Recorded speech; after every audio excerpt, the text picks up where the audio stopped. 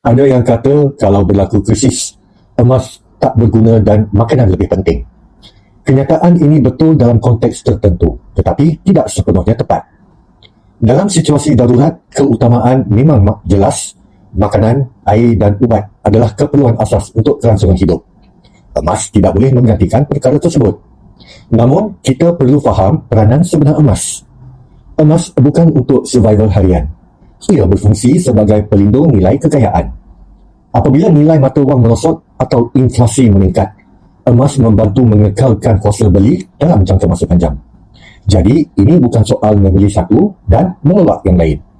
Pendekatan yang lebih rasional adalah keseimbangan. Jangka pendek, sediakan dana kecemasan dan bekalan asas.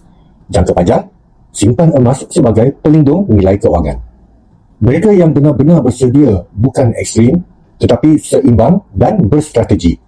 Kesimpulannya, makanan memastikan kelangsungan hidup hari ini, manakala emas membantu melindungi nilai untuk hari esok.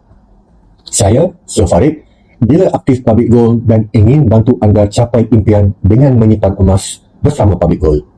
Ada wang belum tentu ada emas, tetapi ada emas sudah pasti ada wang. Ingat emas, ingat Public Gold.